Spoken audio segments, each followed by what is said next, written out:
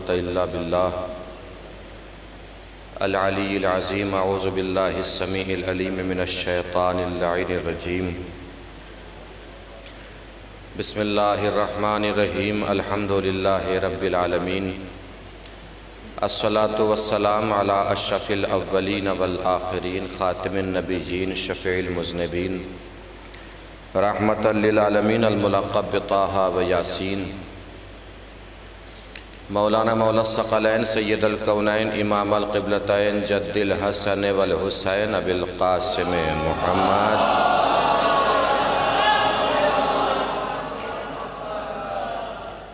وعلی آلہ الطیبین الطاہرین المعصومین المظلومین المنتخبین المنتجبین الغر المیامین، ولعنۃ اللہ علی اعدائہم وقتلتہم وغاصب حقوقہم ومنکر فضائلہم ومصائبہم من الآن إلى قیام یوم الدین۔ اما بعد فقد قال اللہ الحکیم فی القرآن الکریم۔ بسم اللہ الرحمن الرحیم۔ انما یرید اللہ لیذھب عنکم الرجس اہل البیت ویطہرکم تطہیرا۔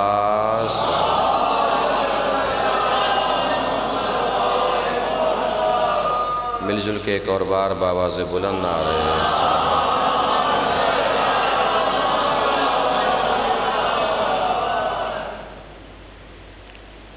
جیسا کہ جو حضرات کل مجلس میں موجود تھے ان کے علم میں ہے کہ ہم نے کل سے خطبہ فدق کے عنوان سے گفتگو کا آغاز کیا ہے، اور پانچوں مجلس میں انشاءاللہ اسی خطبہ فدق کے ذیل میں الگ الگ زاویوں، الگ الگ طریقوں اور سلیقوں سے گفتگو ہوگی۔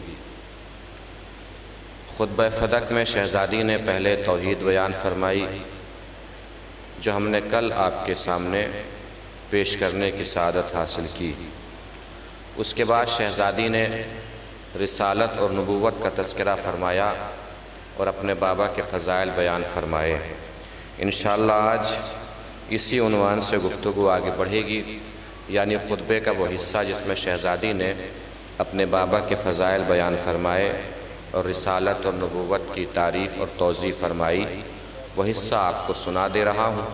پہلے میں خطبے کے جملے آپ کو سنا دوں گا، اس کے بعد انشاءاللہ اس کی تشریح کریں گے۔ ایک صلوات پڑھ لیں بر محمد و آل محمد۔ کل شہزادی نے وہ حصہ میں نے آپ کے سامنے پیش کیا جس میں شہزادی نے توحید بیان فرمائی۔ توحید اصل میں ایک سرخی ہے،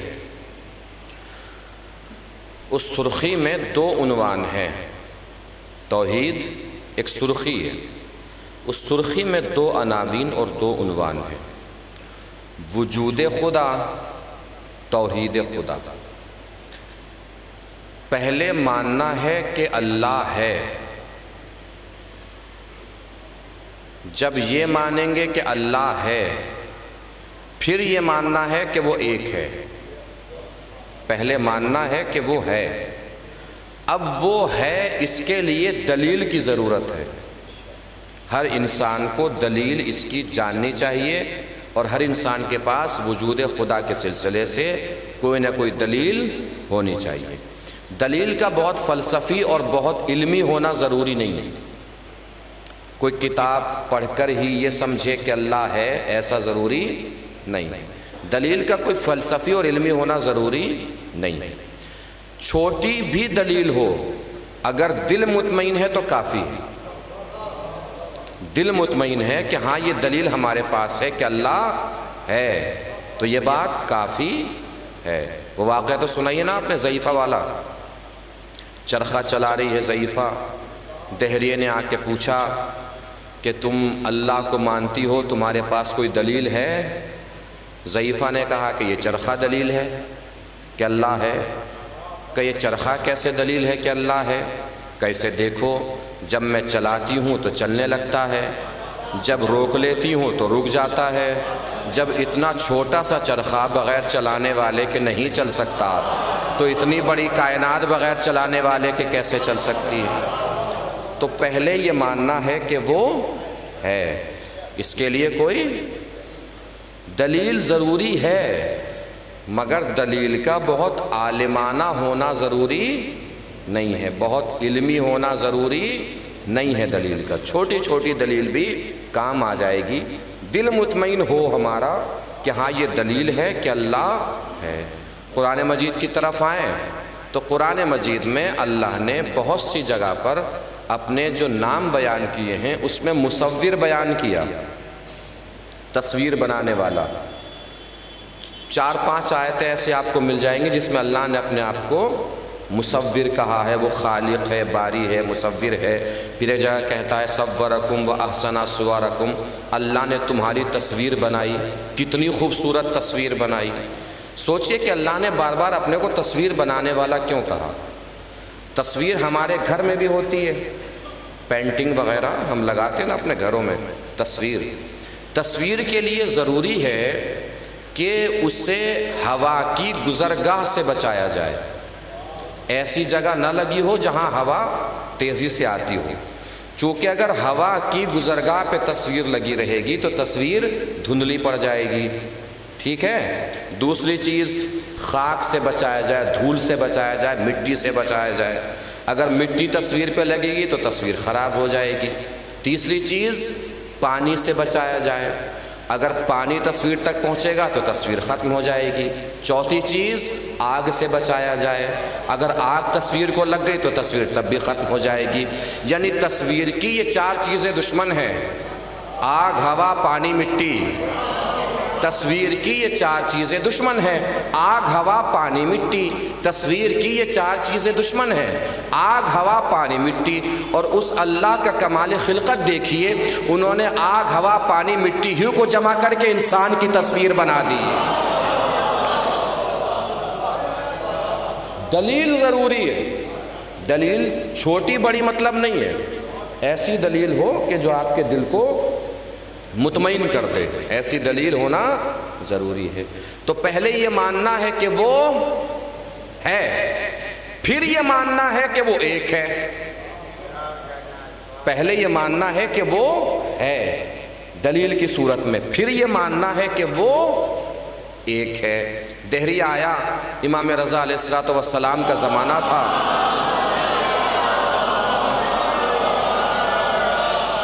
اس نے آ کے کہا کہ اللہ 2 کیوں نہیں ہو سکتے؟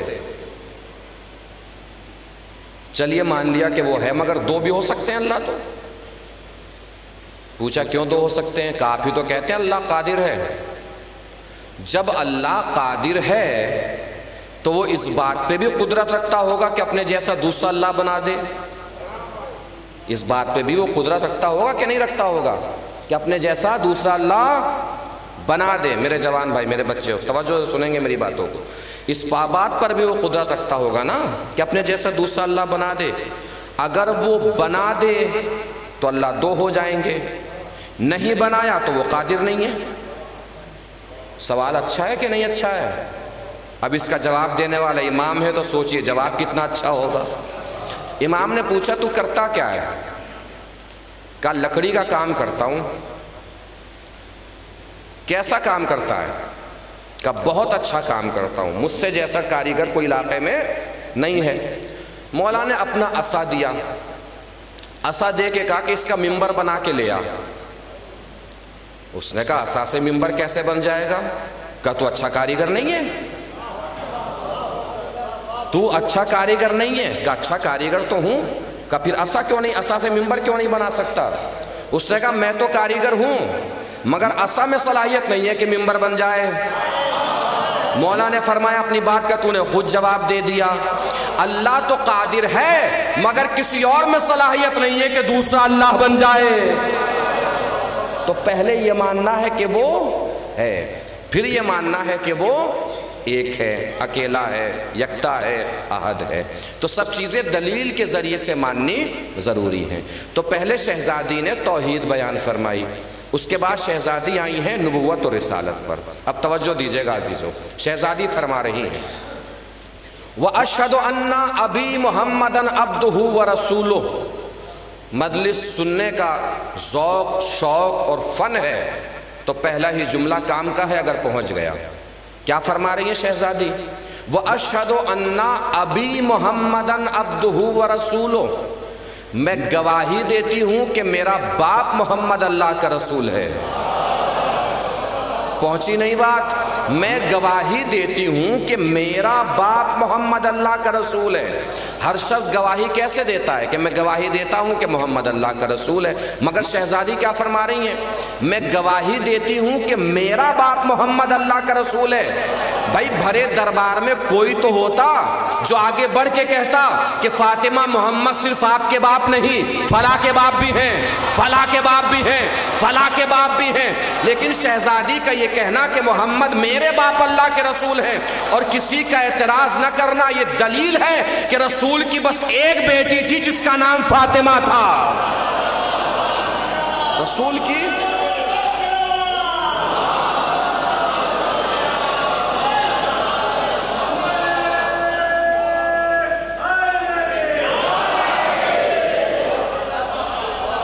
تھوڑا سا مل کے بیٹھ جائیے، کسی کے لیے روک رکھیے جگہ، مل کے بیٹھ جائیے۔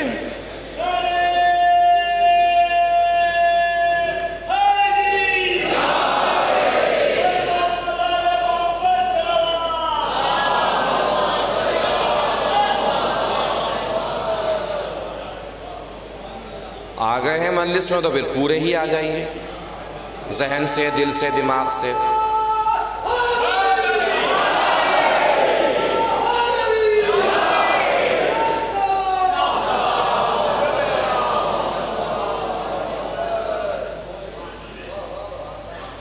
کیا فرمایا شہزادی نے؟ میں گواہی دیتی ہوں کہ میرا باپ محمد اللہ کا رسول ہے، اور کسی نے کوئی اعتراض نہیں کیا۔ اس کا مطلب یہ ہے کہ رسول کی اکلوتی بیٹی ہیں جن کا نام فاطمہ زہرا ہے۔ چلیے بڑا دل کیے لیتے ہیں، مان لیتے ہیں کہ رسول کی اور بیٹیاں بھی تھیں۔ مان لیجئے، ماننے میں کیا جا رہا ہے؟ رسول کی اور بیٹیاں بھی تھیں، مان لیجئے۔ لیکن اگر یہ مانیں گے کہ رسول کی اور بیٹیاں بھی تھیں تو ساتھ میں یہ بھی ماننا پڑے گا کہ بیٹیاں اور بھی تھیں مگر رسول صرف احترام میں فاطمہ کے کھڑے ہوتے تھے۔ بیٹیاں اور بھی تھیں مگر چادر تطہیر میں صرف فاطمہ آئی ہے۔ بیٹیاں اور بھی تھیں مگر میدان مباہلہ میں صرف فاطمہ گئی ہے۔ بیٹیاں اور بھی تھیں مگر جنت سے کھانا صرف فاطمہ کے گھر میں آیا ہے۔ بیٹیاں اور بھی تھیں مگر جنت میں روٹیاں صرف فاطمہ کی گئی ہیں۔ بیٹیاں اور بھی تھیں، فرشتوں کا آنا جانا صرف فاطمہ کے دروازے پر تھا۔ بیٹیاں اور بھی تھیں مگر آیا مودت صرف فاطمہ کے لیے آئی ہے۔ بیٹیاں اور بھی تھیں، آیا ولایت صرف فاطمہ کے شوہر کے لیے آئی ہے۔ بیٹیاں اور بھی تھیں مگر بیٹے رسول کے کاندھے پر صرف فاطمہ زہرا کے آئے ہیں۔ بیٹیاں اور بھی تھیں مگر رسول کا آنا جانا صرف فاطمہ کے دروازے پر تھا۔ بیٹیاں اور بھی تھیں مگر رسول سلام صرف فاطمہ کے دروازے پر کیا کرتے تھے۔ بیٹیاں اور بھی تھیں مگر فدق رسول نے صرف فاطمہ کو دیا ہے۔ اس کا مطلب یہ ہے کہ رسول کی، پوری توجہ دیجئے گا عزیزو، اس کا مطلب یہ ہے کہ رسول کی اور بیٹیاں بھی فاطمہ جیسی نہیں۔ رسول کی اور بیٹیاں بھی فاطمہ جیسی نہیں۔ یہ کون ہے رسول؟ خلق اول، خلق اول، صبر اول، علم اول، یعنی علم اول باپ کی بیٹی بھی فاطمہ جیسی نہیں، علم اول باپ کی بیٹی بھی فاطمہ جیسی نہیں۔ سوچنے کی بات ہے، جب علم اول باپ کی بیٹی فاطمہ جیسی نہیں ہو سکتی تو کسی جاہل باپ کی بیٹی فاطمہ جیسی کیسے ہو جائے؟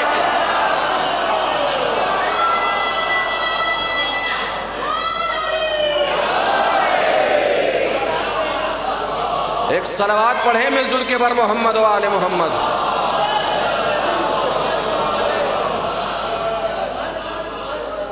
پہنچ رہی ہے بات؟ آگے شہزادی فرماتی ہیں اختارہ وانتجبہ قبل ان ارسلہ۔ کون میرے والد؟ اللہ نے جن کو بھیجنے سے پہلے مختار بنایا ہے۔ بھیجا بعد میں ہے، مختار پہلے بنایا ہے۔ وَسَمَّاهُ قَبْلَ أَنِ اجْتَبَ لَهُ، پیدا کرنے سے پہلے جن کا نام رکھ دیا ہے۔ پیدا کرنے سے پہلے جن کا نام رکھ دیا ہے، وَاسْتَفَاهُ قَبْلَ أَنِ ابْتَعَثَهُ، مبعوث کرنے سے پہلے جن کو مصطفیٰ بنایا ہے وہ میرے باپ۔ اِذِ الْخَلَائِقُ بِالْغَيْبِ مَكْنُونَةٌ، جب تمام مخلوقات غیب کے پردے میں چھپی ہوئی تھی، علما من اللہ بمائل الامور واحاطۃ بحوادث الدہور، صرف اللہ کے علم میں کائنات تھی اور کہیں بھی نہیں تھی۔ ابتعثہ اللہ اتماما لامرہ، اللہ نے میرے بابا کو ایک امر کو تمام کرنے کے لیے دنیا میں بھیجا ہے۔ سمجھ رہے ہیں نا شہزادی کیسے اپنے بابا کے فضائل بیان فرما رہی ہیں۔ فرائے الامم فرقا فی ادیانہا، اللہ نے لوگوں کو دیکھا کہ امتیں فرقوں میں بٹی ہوئی ہیں، ایک دوسرے کی دشمن ہیں، ایک دوسرے کے مخالف ہیں۔ اکفن علی نیرانہا، آتش پرست ہیں، آگ کی پوجا کر رہی ہیں امتیں۔ عابدۃ لاوثانہا، بتوں کی عبادت کر رہی ہیں امتیں۔ منکرۃ للہ ما عرفانہا، اللہ کو پہچان کر بھی اللہ کا انکار کر رہی ہیں امتیں۔ اس وقت کیا کیا اللہ نے؟ فَأَنَارَ اللَّهُ بِمُحَمَّدٍ ظُلَمَهَا، اللہ نے میرے باپ کے نور کے ذریعے سے دنیا کی تاریکی کو روشنی میں تبدیل کر دیا۔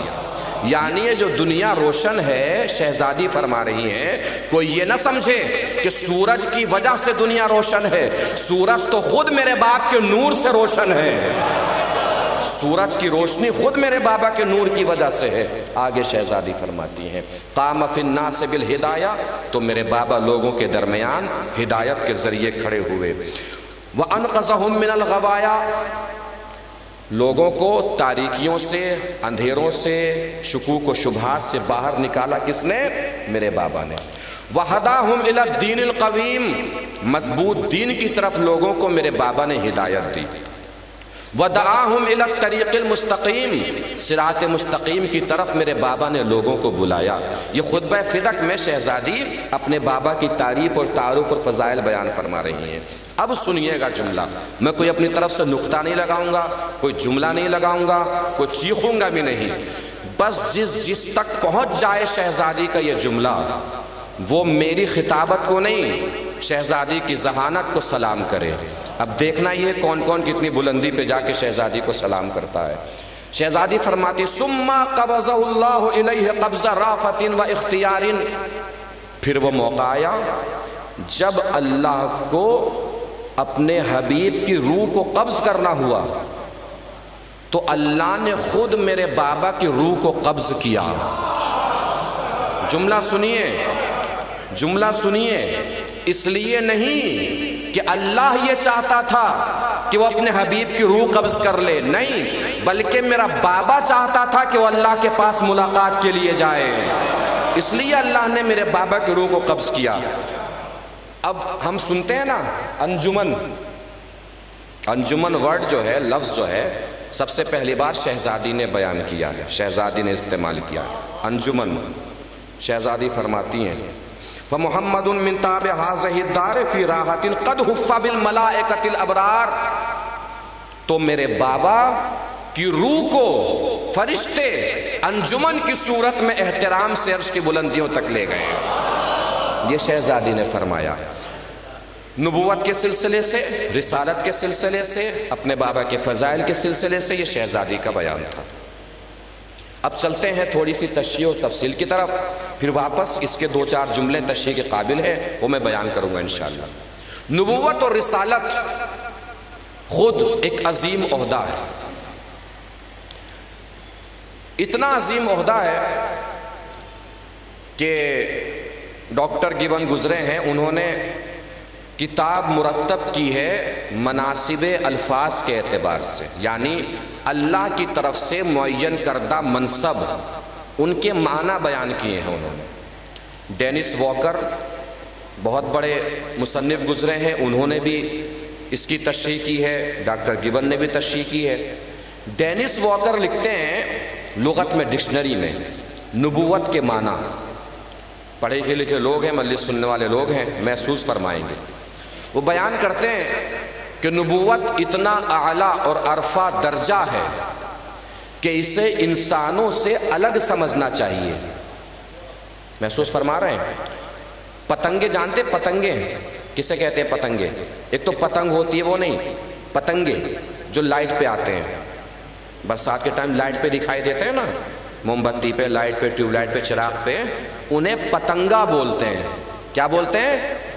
اب جملہ سنیے ان کا، وہ کہتے ہیں کہ جس طریقے سے پتنگوں کے انتہائے جمال کو تتلی کہتے ہیں، اسی طریقے سے انسانوں کے درجہ کمال کو نبی کہتے ہیں۔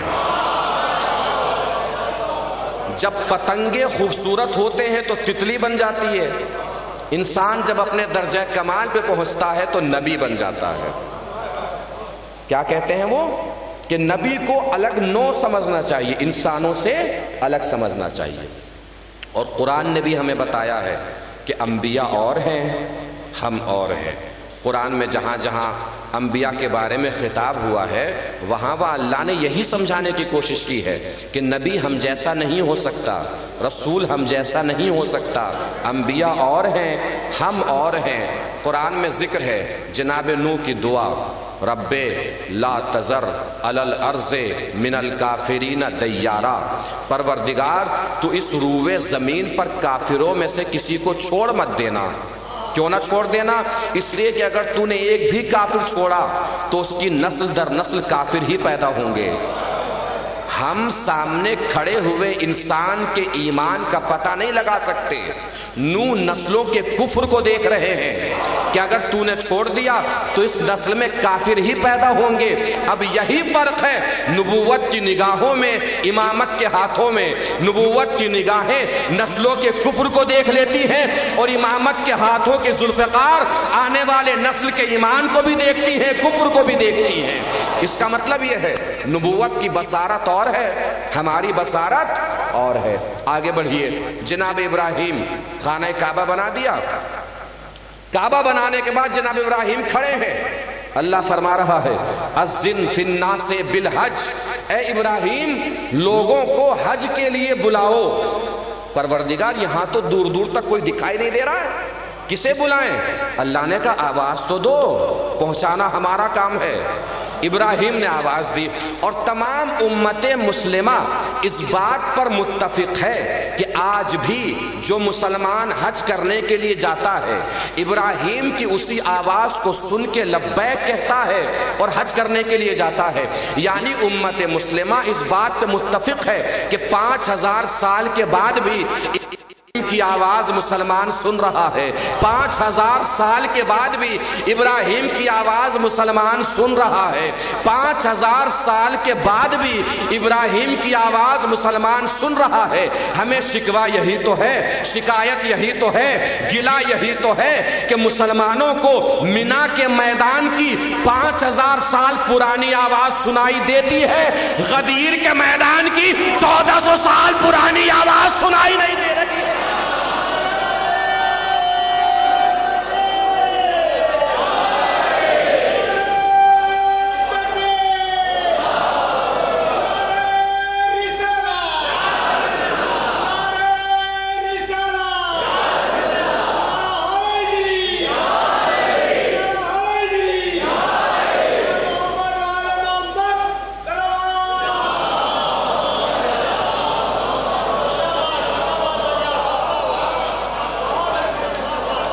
ہم اپنی آواز کو بغیر مائک کے گلی کے باہر نہیں پہنچا سکتے، ابراہیم کی آواز نسلوں تک آ رہی ہے۔ اس کا مطلب یہ ہے ابراہیم کا قوت تکلم اور ہے، ہماری قوت گویائی اور ہے۔ پہنچے یہ بات؟ انبیاء کی بصارت اور، ہماری بصارت اور، انبیاء کی قوت تکلم اور، ہماری طاقت گویائی اور آگے بڑھیے، قرآن نے ایک اور نبی کا واقعہ ذکر فرمایا۔ قرآن کہتا ہے جناب سلیمان ایک جگہ سے گزر رہے تھے، وادی نمل میں پہنچے تو چونٹیوں کے سردار نے چونٹیوں سے کہا کہ سب اپنے اپنے بیروں میں داخل ہو جاؤ، چلے جاؤ، سلیمان کا لشکر کہیں تمہیں کچل نہ دے۔ قرآن کہتا ہے فَتَبَسَّمَ ضَاحِكًا مِّن قَوْلِهَا، سلیمان یہ بات سن کر ہنسے۔ آپ نے کبھی سنی ہے چونٹی کی آواز؟ کسی نے سنی ہے؟ جو نہیں بول رہے انہوں نے سنی ہوگی، شاید نہیں سنی نا، مگر سلیمان سن رہے ہیں۔ اس کا مطلب یہ ہے انبیاء کی قوت سماعت اور ہے، ہماری قوت سماعت اور ہے۔ قرآن نے کیا کہا؟ فَتَبَسَّمَ ضَاحِكًا مِّن قَوْلِهَا، سلیمان چونٹی کے یہ سردار کی بات سن کر ہنسے۔ چونٹی کے سردار کو بلایا، اپنے ہاتھ پہ اٹھایا، اٹھا کے پوچھا یہ بتا تو افضل ہے کہ میں افضل؟ چونٹی کے سردار نے کہا سرکار افضل تو آپ ہی ہیں، مگر اس کا کیا کریں کہ میں افضل کے ہاتھوں پہ بلند ہوں۔ اس کا مطلب یہ بات طے ہو گئی، کوئی نبی کے ہاتھ پہ چونٹی بھی بلند ہو جائے تو فخر کرنے لگتی ہے۔ سوچئے وہ علی کتنا بلند ہوگا جو 1,24,000 کے مجمع میں نبی کے ہاتھوں پہ نہیں کاندھوں پہ بلند ہوا۔ اس کا مطلب کیا ہوا؟ انبیاء کی قوت تکلم اور۔ اب یہاں سے جو میں بات عرض کر رہا ہوں اس میں پوری طریقے سے جڑ جائیے گا، خاص کر وہ افراد جو اردو ادب کا شوق رکھتے ہیں، اردو ادب سے شغف رکھتے ہیں، اردو ادب سے محبت کرتے ہیں، ان سے خصوصی گزارش ہے کہ پوری طریقے سے میرے ساتھ جڑ جائیے گا۔ اس کا مطلب یہ ہے انبیاء اور ہیں، ہم اور ہیں، انبیاء کی قوت تکلم اور ہے، ہماری قوت گویائی اور ہے، انبیاء کی بصارت اور ہے، ہماری بصارت اور ہے، انبیاء کی قوت سماعت اور ہے، ہماری طاقت سماعت اور ہے، انبیاء اور ہیں، ہم اور ہیں۔ انبیاء کی صورت رحیمانہ ہوتی ہے، انبیاء کی سیرت کریمانہ ہوتی ہے، انبیاء کی رفتار عادلانہ ہوتی ہے، انبیاء کی گفتار عالمانہ ہوتی ہے، انبیاء کے نسب پر بہتان نہیں ہوتا، انبیاء کے کردار میں عصیان نہیں ہوتا، انبیاء کے اذہان میں ہذیان نہیں ہوتا۔ اب وہ سوچو کہ یہ تو عام انبیاء کی بات ہے، تو وہ نبی جس کے صدقے میں تمام نبیوں کو نبوت ملی ہو، وہ نبی کتنا بلند ہوگا؟ اس کو سمجھنا ہو تو یوں سمجھیے، ہر پہاڑ کوہ طور نہیں ہوتا، ہر غار غار ہیرا نہیں ہوتا، ہر دشت دشت کربلا نہیں ہوتا، ہر گھر خانہ خدا نہیں ہوتا، ہر چادر چادر تطہیر نہیں، ہر میدان میدان غدیر نہیں، ہر جام جم نہیں ہوتا، ہر پانی زمزم نہیں ہوتا، ہر سخی حاتم نہیں ہوتا، ہر نبی خاتم نہیں ہوتا۔ اب یہ تو نبی کی بات ہے، تو سمجھیے وہ نبی کیا ہوگا جو نبی بھی ہو ساتھ میں اللہ کا محبوب بھی ہو۔ اس کو سمجھنا ہو تو یوں سمجھیے، نبی وہ جس کی خلقت پہلے علم بعد میں، محبوب وہ کہ قرآن خود کہے علم القرآن خلق الانسان، علم پہلے خلقت بعد میں۔ نبی زمزم کا مالک ہوتا ہے، محبوب کوثر کا مالک ہوتا ہے، نبی وہ جو گیا ہوا شباب پلٹائے، محبوب وہ جو ڈوبا ہوا آفتاب پلٹائے، نبی وہ جو امت کو نماز پڑھائے، محبوب وہ جو نبیوں کی جماعت کو نماز پڑھائے، نبی وہ جو کوہ طور تک جائے، محبوب وہ جو قاب قوسین کی بساط نور تک جائے۔ بھئی کہاں گیا اللہ کا محبوب؟ قاب قوسین کی منزلوں تک۔ قاب قوسین کا مطلب 2 کمانوں کے فاصلے پر اللہ نے اپنے محبوب کو بلایا۔ یہ 2 کمانوں کا لفظ اللہ نے کس لیے استعمال فرمایا؟ تفسیر کبیر میں علامہ فخر الدین رازی بیان کرتے ہیں کہ اللہ نے 2 کمانوں کے فاصلے کا کیوں ذکر کیا؟ اس لیے کہ اس زمانے کے بادشاہوں کا یہ طریقہ تھا، یہ سلیقہ تھا کہ جب 2 بادشاہ اپنی محبت کا اظہار کیا کرتے تھے تو 2 کمانوں کے فاصلے پہ کھڑے ہوتے تھے، 2 کمانیں لائی جاتی تھی، کمانوں سے تیر چھوڑا جاتا تھا۔ 2 کمانوں کے فاصلے پہ کھڑے ہونا اس بات کی دلیل تھی کہ جس سے تیری جنگ اس سے میری جنگ، جس سے تیری صلح اس سے میری صلح۔ اللہ نے بھی اپنے حبیب کو 2 کمانوں کے فاصلے پر بلا کے یہی فرمایا، اے میرے حبیب تیر تیرا ہوگا تو کمان میری ہوگی، صلح تیری ہوگی تو امان میری ہوگی۔ اے میرے محبوب اگر تو نہ ہوتا تو راز خدائی آشکار نہ ہوتا، معبود تو ہوتا عبادت گزار نہ ہوتا، حسن تو ہوتا کوئی پرستار نہ ہوتا، گناہگار تو ہوتے شفاعت کا کاروبار نہ ہوتا۔ اے میرے محبوب جو قرآن میں میری صورت ہے وہ میدان میں تیری سیرت ہے، جو تیری سیرت ہے وہ عین مشیت ہے، جو تیرا ارمان ہے وہ میرا فرمان مسلمان ہے، جو تیرا کلمہ پڑھے وہ مسلمان ہے، جو تجھ پہ یقین کامل رکھے وہ کل ایمان ہے، جو تجھ پہ یقین کامل رکھے وہ کل ایمان ہے، اور جو تیری نبوت میں شک کرے سب سے بڑا بے ایمان ہے۔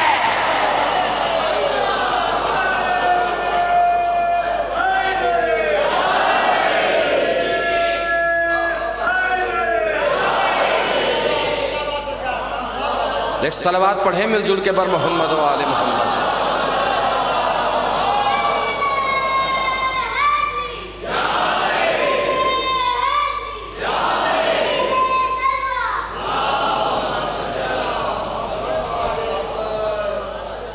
کہاں بلایا اللہ نے اپنے حبیب کو؟ دو کمانوں کے فاصلے پر، معراج کی بلندیوں پر۔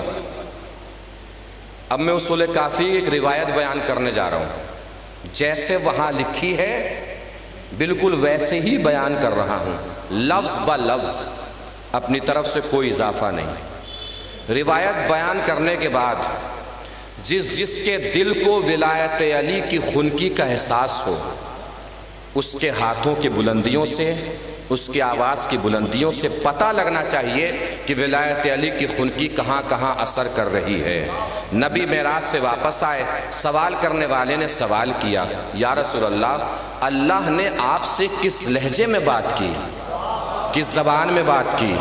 رسول نے پلٹ کے جواب دیا، میں پردے کے قریب پہنچا، اندر سے آواز آئی۔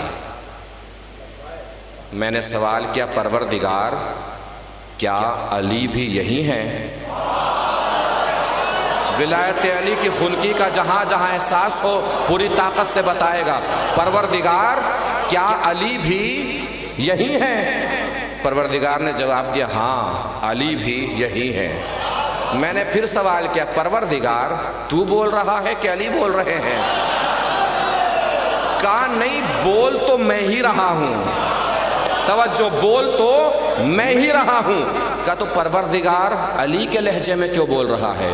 اب جواب سنیے گا، جس کے لیے میں نے کہا ولایت علی کی مستی میں جھومنے کا دل کرے تو پوری طاقت سے جھومنا ہے، پوری طاقت سے بتانا ہے۔ کیا سوال کیا؟ پروردگار تو بول رہا ہے تو علی کے لہجے میں کیوں بول رہا ہے؟ اللہ نے جواب دیا، اے میرے حبیب، پہلے میں نے اپنے دل کو دیکھا تو مجھے لگا میرے دل میں سب سے زیادہ تیری محبت ہے، پھر میں نے تیرے دل کو دیکھا تو مجھے لگا تیرے دل میں سب سے زیادہ علی کی محبت ہے۔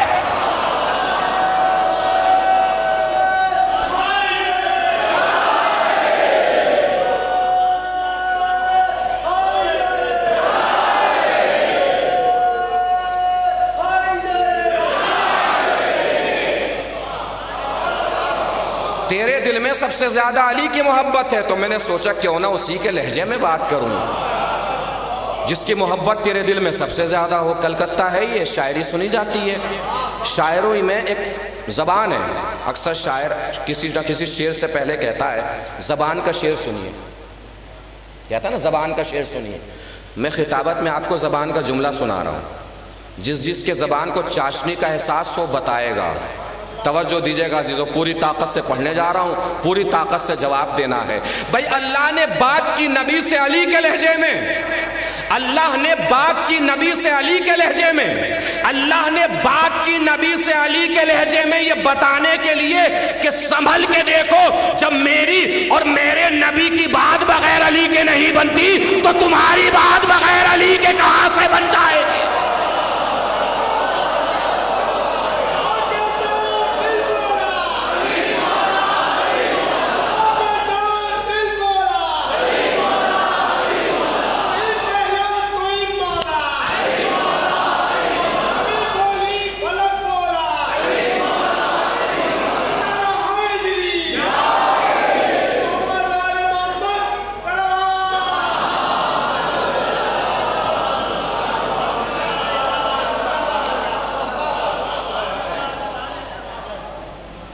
محسوس فرما رہے ہیں؟ اب آئیے چلتے ہیں شہزادی کے ان جملوں کی طرف جو شہزادی نے بیان فرمائے۔ کیا بیان فرمایا؟ اختارہ وانتجبہ قبل ان ارسلہ، اللہ نے میرے بابا کو مختار بنایا بھیجنے سے پہلے۔ بھیجا بعد میں، مختار پہلے بنایا۔ وَسَمَّاهُ قَبْلَ أَنِ اجْتَبَ لَهُ، پیدا کرنے سے پہلے نام رکھ دیا، پیدا بعد میں کیا، نام پہلے رکھا۔ کوئی بھی روایت آپ اٹھا کے دیکھیے نام کے سلسلے سے، تو نبی کی ولادت سے پہلے نام جو مشہور تھا تو معلوم ہے کیا تھا؟ احمد۔ کیا تھا؟ کیا تھا؟ احمد۔ توریت میں، زبور میں، انجیل میں، نبیوں کے سامنے، پرانی امتوں کے سامنے، پرانی کتابوں میں، پرانے صحیفوں میں کیا نام مشہور تھا؟ احمد۔ کافر ہو کوئی مسلمان ہو رہا، اس سے کہیے پڑھ کلمہ لا الہ الا اللہ احمد و رسول اللہ، ہو جائے گا مسلمان۔ یہ محمد نام کب سے آیا؟ محمد نام کیسے آیا؟ تاریخ بتاتی ہے کہ ابو طالب کے گھر میں اللہ کے رسول کی ولادت ہوئی۔ ابو طالب نے اپنے بھتیجے کا نام محمد رکھا۔ کس نے نام رکھا؟ کس نے نام رکھا؟ کس نے؟ ابو طالب نے نام اپنے بھتیجے کا کیا رکھا؟ محمد نام رکھا۔ 1400 سال کے بعد آپ کے پاس کوئی کافر آئے، آپ اس کی ہاتھ کی مٹھائی کھانے سے پریشان ہوتے ہو، گلے ملنے سے پریشان ہوتے ہو، ہیں؟ اس کے ہاتھ سے پانی لینے سے، ان لوگوں کے لیے کہ جو احتیاط کرتے ہیں، جو احتیاط نہیں کرتے ان کا تو کوئی مسئلہ ہی نہیں ہے۔ پریشان ہوتے ہیں کہ نہیں پریشان ہوتے؟ پریشان ہوتے ہیں؟ پریشان ہوتے ہیں۔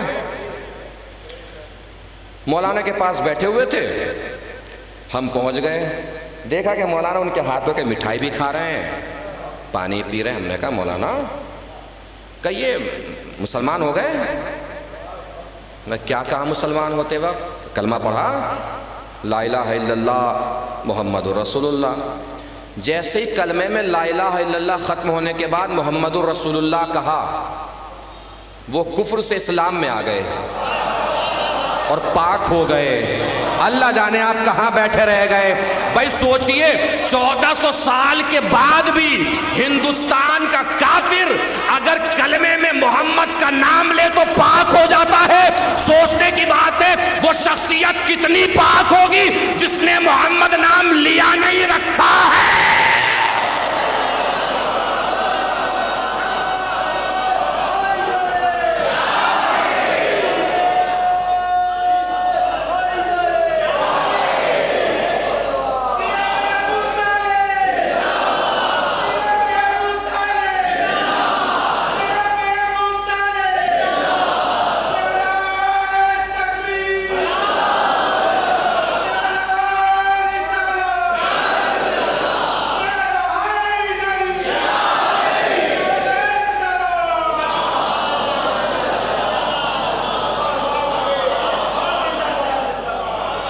محمد نام لیا نہیں، رکھا ہے۔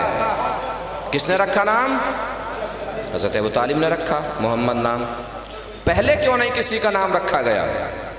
حدیث قدسی میں ہے کہ اللہ نے نام محمد، توجہ دیجئے گا، اب جس میں جتنی طاقت ہو اتنی طاقت سے حضرت ابو طالب کی عظمت کو سلام کرنا ہے۔ پوری طاقت سمیٹ لیجئے گا سلام کرنے کے لیے۔ نام محمد کا کمال یہ ہے کہ اللہ نے اپنے حبیب سے پہلے کسی کا نام محمد رکھنے ہی نہیں دیا۔ حدیث قدسی میں ہے کہ اللہ نے نام محمد اپنے علم کے حجابات میں چھپا کے رکھا تھا تاکہ کسی کی نظر اس نام تک نہ پہنچے۔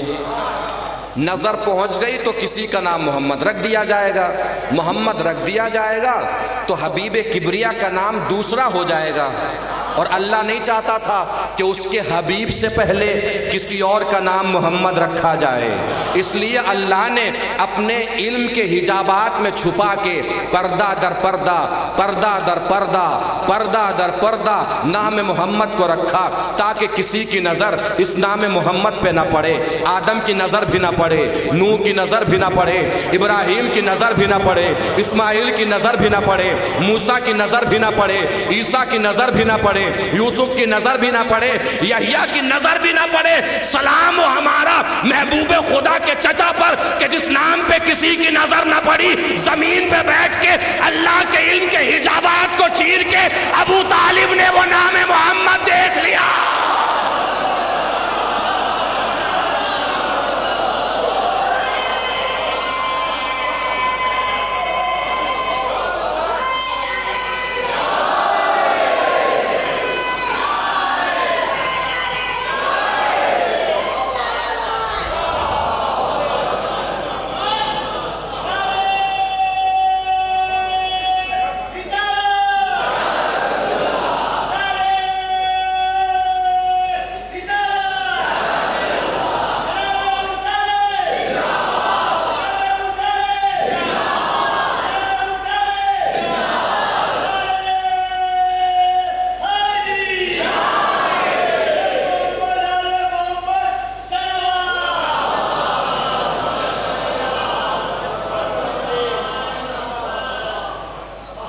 کس نے رکھا نام؟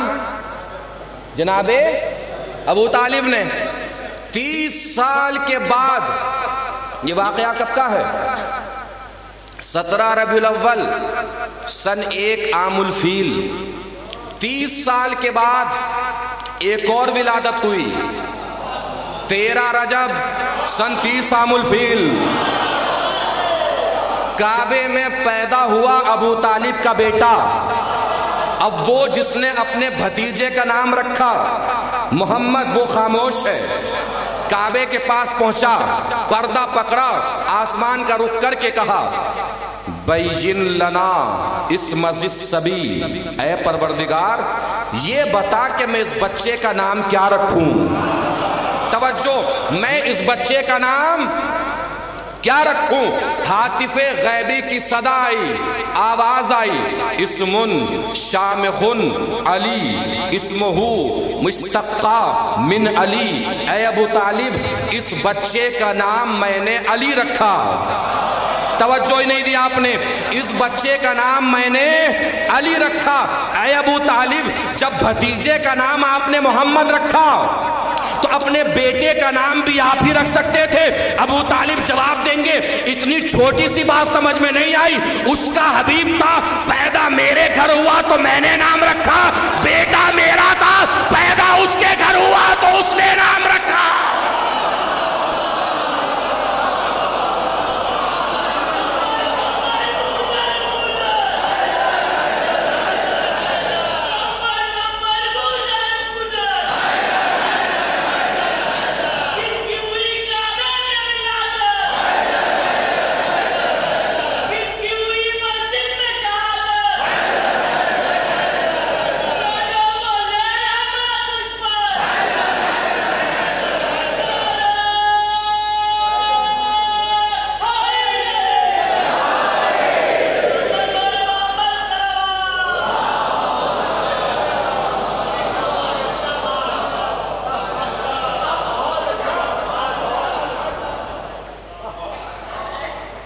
چودہ سو سال کے بعد بھی ہر راوی، ہر روایت، ہر کتاب، ہر مصنف، ہر تصنیف، ہر قلم یہ جانتا ہے کہ کعبے میں کس کی ولادت ہوئی؟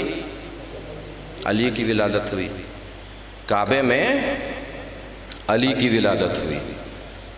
لوگ ہم سے کہتے ہیں کہ بس آپ لوگ علی کا ہی ذکر کرتے ہیں،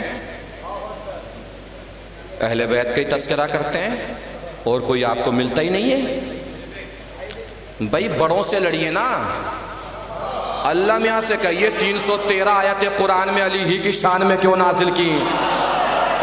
اور کوئی نہیں ملا؟ نبی سے لڑی، ایک ہی بیٹی اللہ نے دی، وہی علی کو بھی دی۔ اور کوئی نہیں ملے رسول کو، اللہ سے لڑیے، ایک ہی گھر بنایا اپنا اور اس میں بھی علی کو پیدا کر دیا۔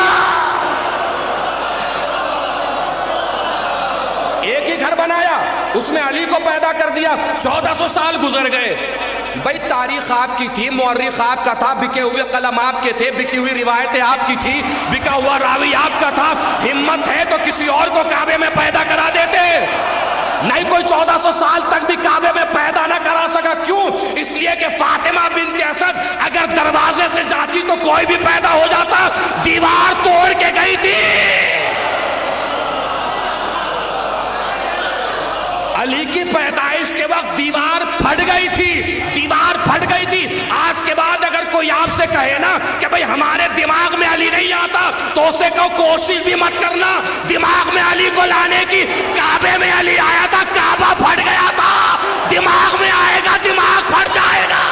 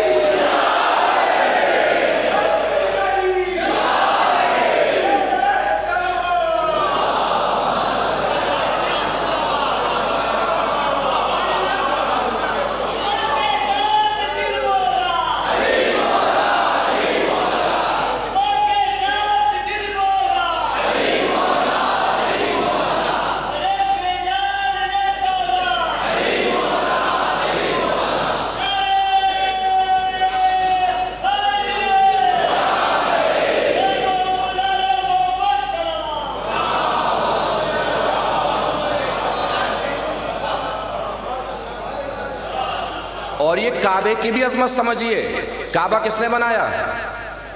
جناب ابراہیم نے، قرآن میں آیت ہے بسم اللہ الرحمن الرحیم، ما کان ابراہیم یہودیا ولا نصرانیا بل کان حنیفا مسلما وما کان من المشرکین۔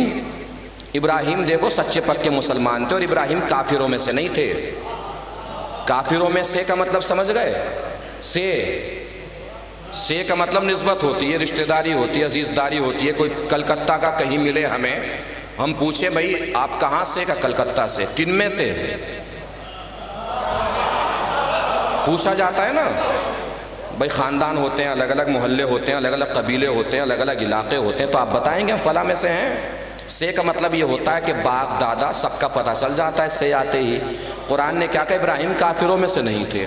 یعنی قرآن بار بار کہہ رہا ہے کہ دیکھو نا، ابراہیم کا باپ کافر تھا، نہ ابراہیم کا دادا کافر تھا، نہ ابراہیم کا پردادا کافر تھا۔ پروردگار اتنی عظمت کیوں کسی اور نبی کے لیے تو نے اعلان نہیں کیا قرآن میں؟ کہ میں کعبے کی وجہ سے اعلان کر رہا ہوں، یعنی جو کعبہ بنا ہے اس کا باپ کافر نہیں ہو سکتا۔ جو کعبہ بنائے اس کا باپ کافر نہیں ہو سکتا۔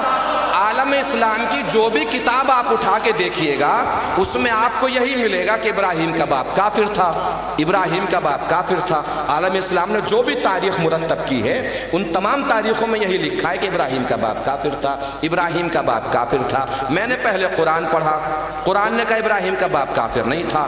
پھر عالم اسلام کی کتابیں دیکھی تو ان میں ملا کہ ابراہیم کا باپ کافر تھا۔ میرے لبوں پہ مسکراہٹ دوڑ گئی شکریہ کی۔ مجھے سمجھ میں آ گیا کہ جن لوگوں سے کعبہ بنانے والے کا باپ برداشت نہ ہوا، ان لوگوں سے کعبے میں پیدا ہونے والے کا باپ کیسے برداشت ہوگا؟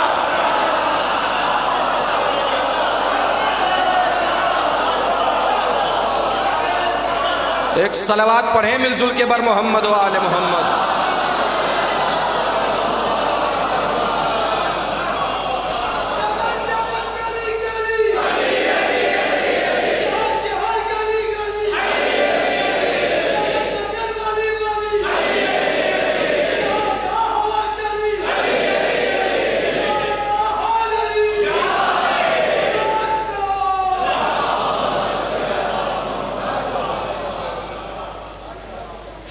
تو کیا فرمایا شہزادی نے؟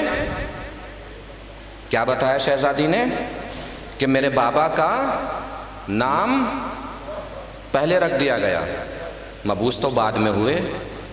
یعنی اللہ کا رسول مشہور پہلے ہی سے ہے، پیدا بعد میں ہوا ہے، جانتے سب پہلے سے ہیں، بعثت بعد میں ہوئی ہے، جانتے سب پہلے سے ہے۔ ظہور پرنور رسول اکرم دنیا میں بعد میں آیا ہوا ہے۔ مطلب پہلے سے سب کو پتا ہے کہ اللہ کا رسول آئے گا، اللہ کا رسول، قرآن نے بھی کہا، قرآن نے بھی یہ بات فرمائی ہے، قرآن ارشاد فرماتا ہے بسم اللہ الرحمن الرحیم وَإِذْ أَخَذَ اللَّهُ مِيثَاقَ النَّبِيِّينَ لَمَا آتَيْتُكُم مِّن كِتَابٍ وَحِكْمَةٍ ثُمَّ جَاءَكُمْ رَسُولٌ مُصَدِّقٌ لِّمَا مَعَكُمْ لَتُؤْمِنُنَّ بِهِ۔ دیکھو تمہارے بعد ایک نبی آنے والا ہے۔ کس سے کہا اللہ نے؟ تمام نبیوں سے کہا کہ تمہارے بعد ایک نبی آنے والا ہے، جب وہ آئے تو تمہاری ذمہ داری کیا ہے؟ لَتُؤْمِنُنَّ بِهِ، اس پر ایمان لے کر آنا۔ یعنی آدم سے بھی کہا کہ نبی پر ایمان لانا، نوح سے بھی کہا نبی پر ایمان لانا، ابراہیم سے بھی کہا نبی پر ایمان لانا، اسماعیل سے بھی کہا نبی پر ایمان لانا۔ جو ایمان لائے اس کو کیا کہتے ہیں؟ مومن۔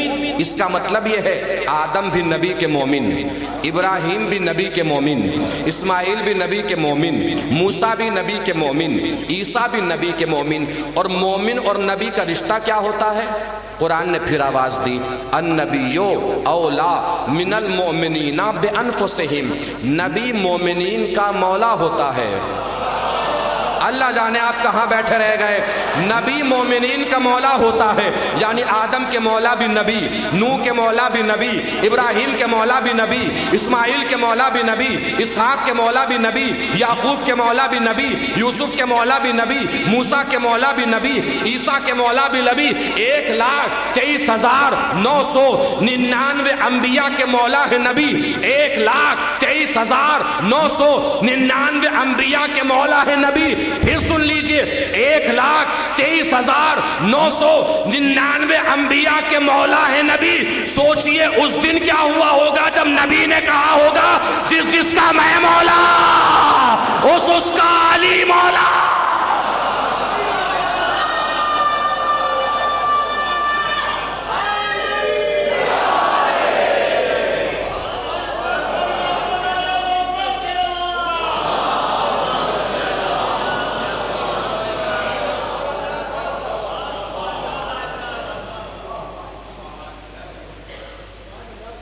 بنا دیا اللہ کے نبی نے مولا۔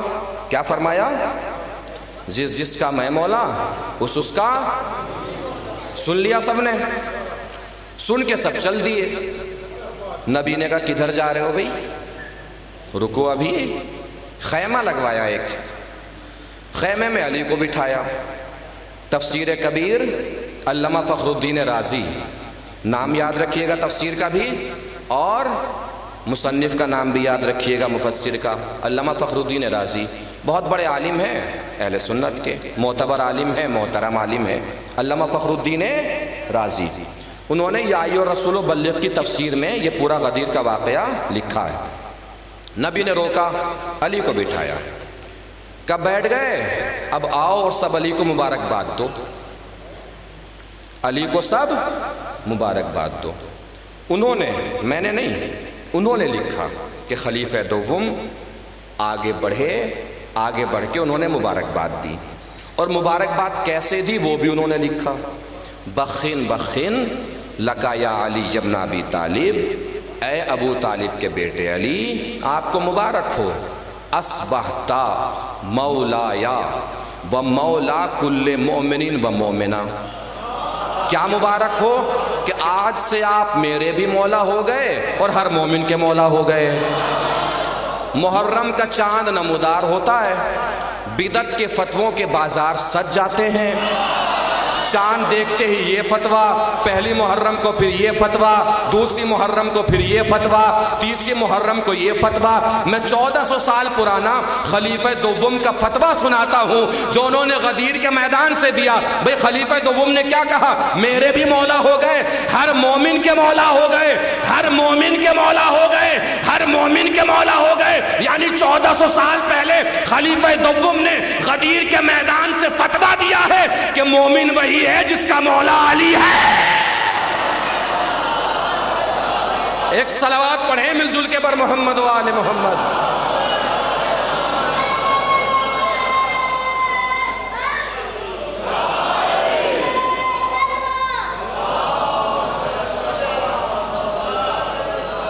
مل جل کے صلوات پڑھیں بر محمد و آل محمد۔ اب کل انشاءاللہ ہم خطبہ فدق میں سے وہ حصہ بیان کریں گے جس میں شہزادی نے قرآن مجید کا تعارف پیش کیا ہے اور فلسفہ احکام شریعت بیان فرمائے ہیں۔ فلسفہ احکام شریعت مطلب نماز کیوں واجب ہے، روزہ کیوں واجب ہے، حج کیوں واجب ہے، زکوٰۃ کیوں واجب ہے۔ ہمارا موضوع گفتگو کیا ہے؟ کیا موضوع ہے ہمارا؟ خطبہ فدق، یعنی شہزادی فاطمہ سلام اللہ علیہا کا وہ خطبہ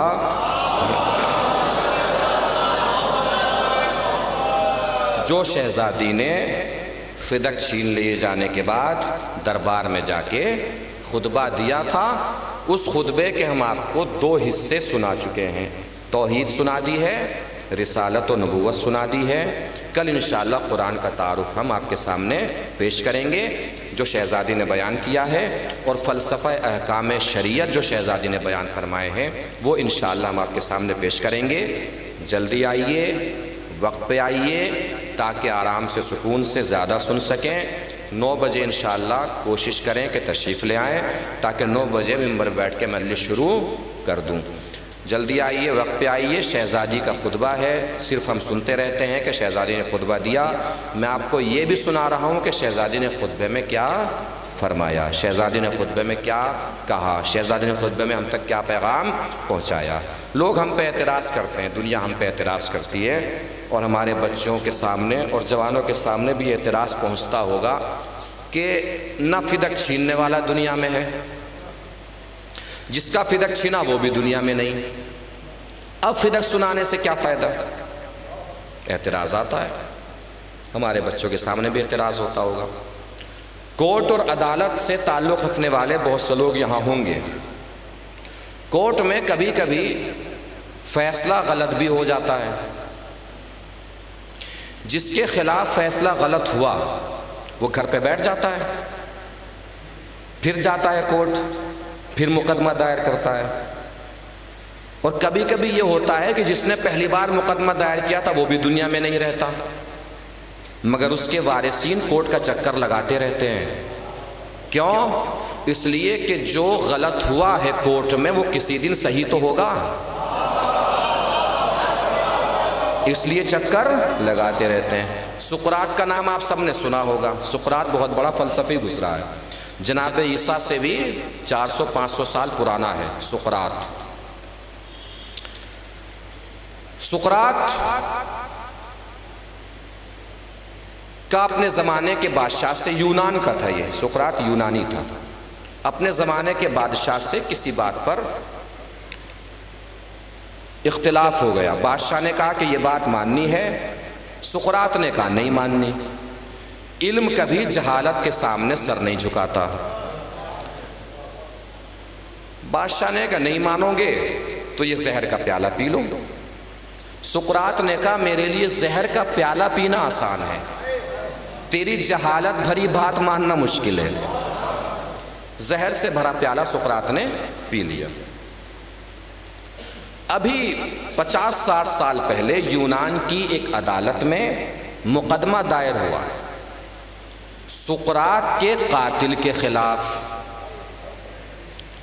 میں یہ واقعہ سنا رہا ہوں اور آپ سب اپنا اپنا دل ٹٹولتے رہیے گا۔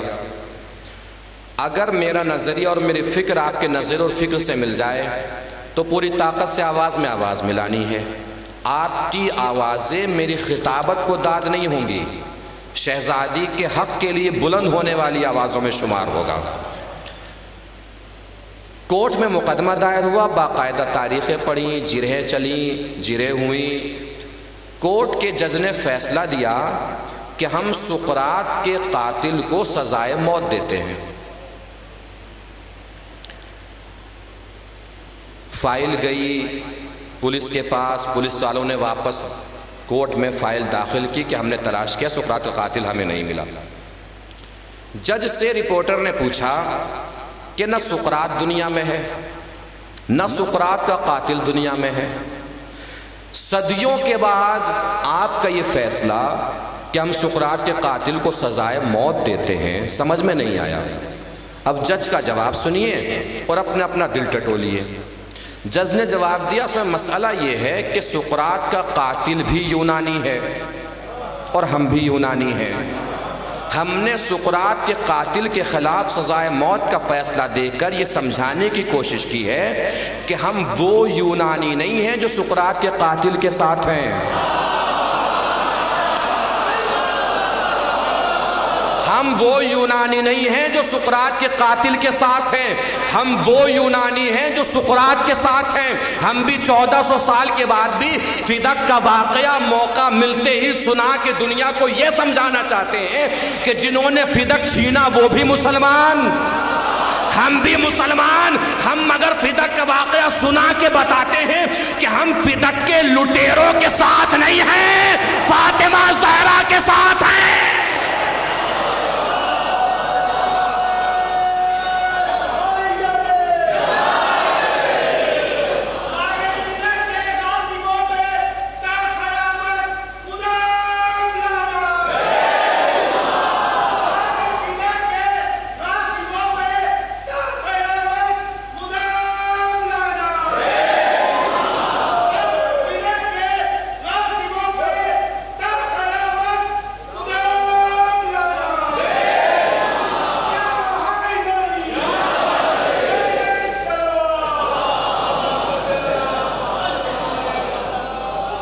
اب شہزادی دربار میں آئیں، واپس پہنچیں شہزادی دربار سے۔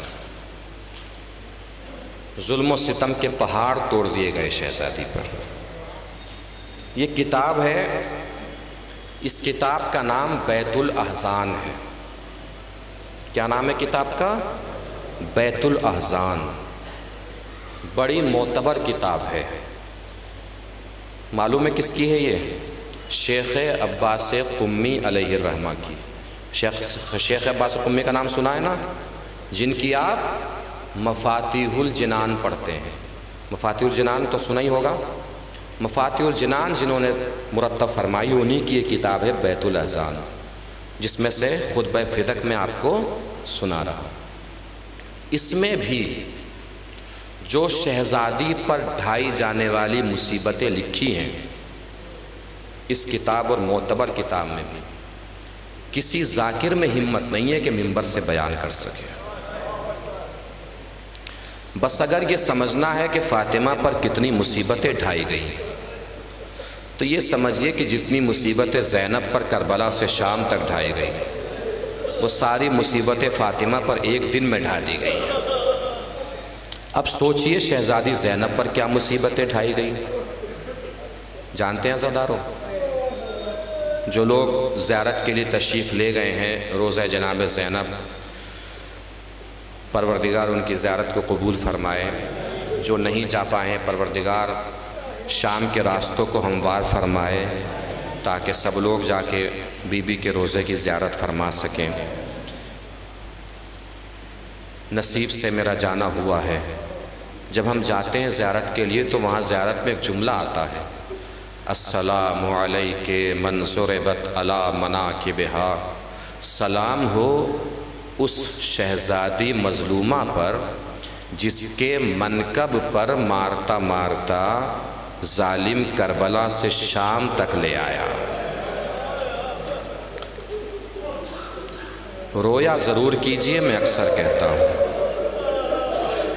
اور کیسے رونا چاہیے جانتے ہیں نا؟ ابو بصیر بیٹھا ہے، امام باقر نے پوچھا، ابو بصیر تم رو نہیں رہے ہو؟ اس نے وہ کپڑا جس میں اپنے آنسو جمع کر رہا تھا، وہ کپڑا نچوڑا، کہ مولا اتنا تو رو رہا ہوں، کہ ایسے نہ رویا کر، ایسے رویا کر جیسے کوئی ضعیف ماں اپنے جوان بیٹے کے جنازے پہ روتی ہے۔ اس لیے کہ آواز جب بلند ہوتی ہے تو میری دادی کو سکون بہت ملتا ہے۔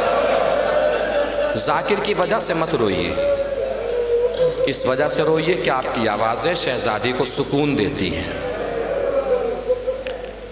السلام علیک من ضربت علی مناکبہا۔ سلام ہو اس مظلومہ پر جس کے منکب پر مارتا مارتا ظالم کربلا سے شام تک لے آیا۔ اب جانتے ہیں عزادارو، میں نے عربی میں ابھی لفظ کہا ہے منکب۔ منکب معلوم ہے کسے کہتے ہیں؟ बदन की उठी हुई हड्डी को मनकब कहते हैं। ये मनकब है, ये कोहनी की हड्डी मनकब है, ये घुटनों की हड्डियाँ मनकब है, ये पैरों के टखने मनकब है, ये कमर की उठी हुई हड्डी मनकब है। अब भी आप मेरे चेहरे को देखेंगे, रोने के लिए कुछ और कहने की ज़रूरत है? सलाम हो उस ज़ैनब पर जिसके बदन की उठी हुई हड्डियों पे मारता मारता करबला से शाम तक जालिम ले गया। ये सारी मुसीबतें फातिमा पर एक दिन में ढा दी गई। दरवाज़ा गिरा, पसलियाँ टूटी। शहजादी की पसलियाँ टूटी नहीं थी, चूर चूर हो गई थी। फिज़ा ने आवाज़ दी, शहजादी। वो लोग अबुल हसन को बाहर ले गए। फातिमा अपनी तकलीफ़ भूल गई, दौड़ी दरवाजे के बाहर, अली का दामन पकड़ा और बस एक जुमला कहा, मेरे अबुल हसन को छोड़ दो, मेरे अबुल हसन को छोड़ दो। जालिम का ताज़ियाना लहराया। ताज़ियाने की ज़रब इतनी शदीद थी कि फातिमा की हाथ की हड्डियाँ टूट गई। पूरी ज़िंदगी फातिमा बस एक हाथ से तस्बीह पढ़ती रही। इसके बावजूद भी अली जब घर में नहीं होते, फातिमा पसलियाँ पकड़ के चलती थी। जैसे अली घर में आते थे, फातिमा सीधी खड़ी हो जाती थी। फिज़ा पूछती थी, शहजादी जब अली आते हैं तो आप सीधी खड़ी हो जाती हैं? कि मेरा अली बड़ा गैरतमंद है, बर्दाश्त नहीं होगा कि फातिमा की पसलियाँ टूटी हुई है। अज़ादारों, अहले बैत के घराने में जिस तरीक़े से फजीलतों की विरासत आगे बढ़ती है, ऐसे ही मुसीबतों की विरासत भी आगे बढ़ती है। फजीलतों की विरासत आगे बढ़ी, जैसे अब्बास, सानिए हैदर कर्रार, ये फजीलतों की विरासत आगे बढ़ी। ज़ैनब, सानिए ज़हरा, ये फजीलतों की विरासत आगे बढ़ी। इसी तरीक़े से मुसीबतों की विरासत भी आगे बढ़ी है। अब मुसीबतों की विरासत कैसे आगे बढ़ी सुन सकेंगे?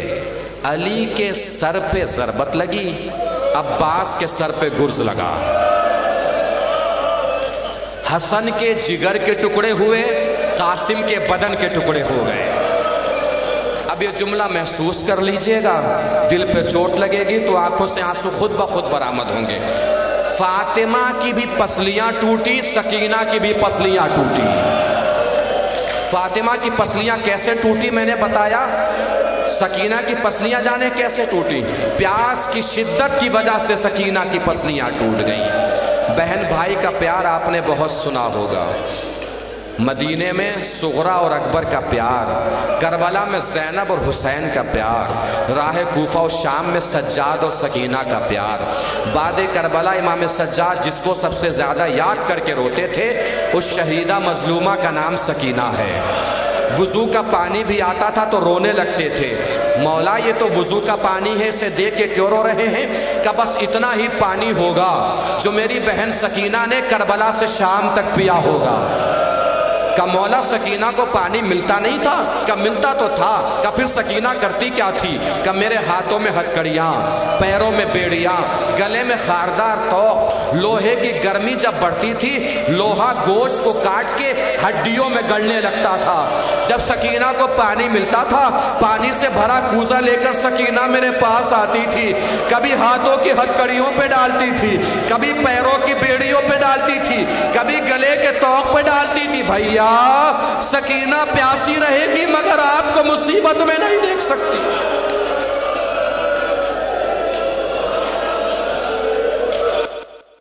प्यास की शिद्दत से सकीना की पसलियां टूट गई। जिंदाने शाम, भैया ये परिंदे कहाँ जा रहे हैं? क्या अपने अपने घरों को जा रहे हैं? क्या भैया हम अपने घर कब जाएंगे?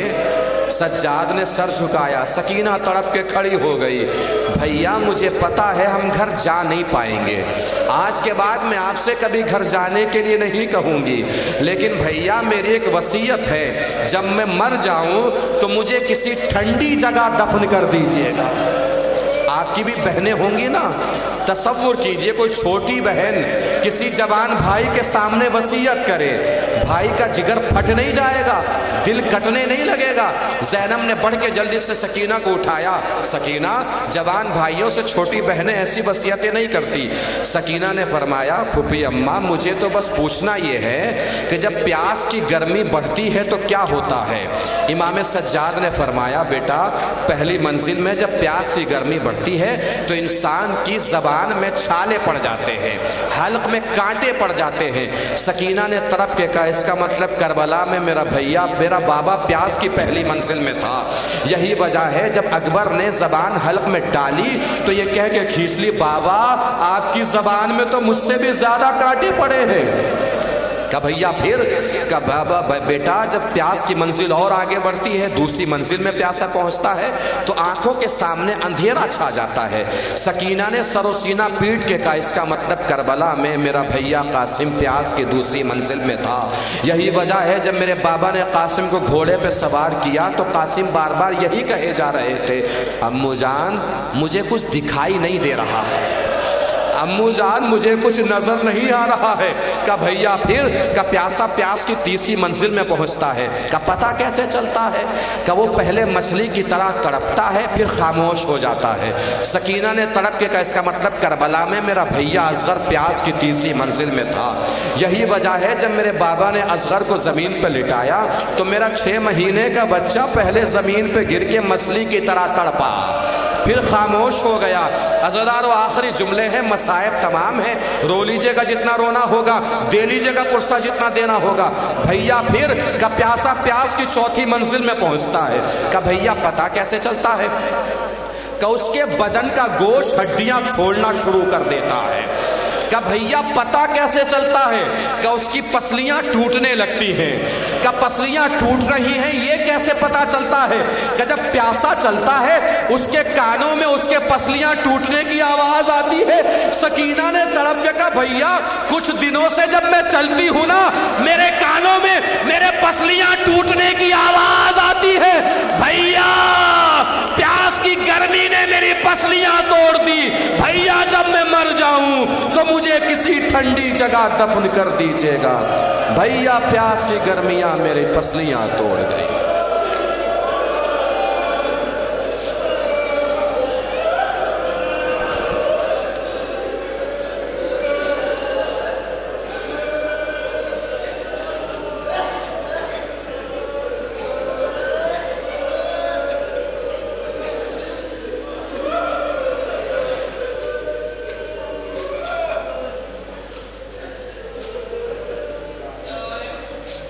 الا لعنت اللہ علی القوم الظالمین سیعلم الذین ظلموا ای منقلب ینقلبون انا للہ و انا الیہ راجعون رضا بقضائہ و تسلیما لامرہ۔ بر الہ جو بھی شریکان مجلس ہیں ان سب کے دل مرادوں کو پورا فرما، یشک عزا فرش عزا مجلس عزا پروردگار تمام عزاداروں کی عزاداری کو قبول فرما۔ بارالہ جو بھی حضرات پریشان حال ان کی پریشانی کو دور فرما، جو مقروض ان کے قرضوں کو ادا فرما، جو بغیر کسی خطا کے مقید ہیں انہیں قید سے رہائی دلا، جو بیمار ہیں انہیں شفاء کامل و واجلہ عنایت فرما، پرچم اسلام کو سربلند فرما، پرچم کفر و نفاق کو سرنگو فرما، مقامات مقدسہ کی حفاظت فرما، علماء کرام کی حفاظت فرما، مراجع کرام کی حفاظت فرما۔ بارالہ جو بھی حضرات بیمار ہیں انہیں شفاء کامل و عاجلہ عنایت فرما۔ بارالہ خصوصاً یہ بلا اور وبا جو دنیا بھر میں پھیلی ہوئی ہے اس سے تمام عالم انسانیت کو محفوظ فرما۔ جو اس بلا اور وبا کی وجہ سے دنیا سے رخصت ہو گئے ہیں پروردگار اگر وہ مومن ہیں تو ان کی مغفرت فرما۔ جو اس بیماری کی وجہ سے پروردگار مریض ہوئے ہیں بارالہ ان سب کو صحت یاب و شفا یاب فرما۔ جو اس بیماری وبا اور بلا سے ابھی تک محفوظ ہیں پروردگار ان سب کو اپنے دامن حفظ و امان میں جگہ عنایت فرما۔ خصوصاً میرے پاس دعا برائے صحت کی گزارش ہے، مومنہ پروین ارشد بیمار ہیں پروردگار ان کو بھی بیمار کربلا کے صدقے میں جناب سکینہ کے صدقے میں صحت یاب اور شفا یاب فرما۔ بارہ امام آخر کے ظہور میں تعجیل فرما، اور ہم سب کو اس قابل بنا کہ بعد ظہور ہم امام کے انصار و اعوان میں شمار ہو سکیں۔ گزارش ہے 1 مرتبہ سورہ حمد اور 3 مرتبہ سورہ اخلاص کی تلاوت فرما کر مولانا سید قمر غازی صاحب کی روح کو ایصال فرما دیں، اور تمام مومن و مومنات کی ارواح کو ایصال فرما دیں۔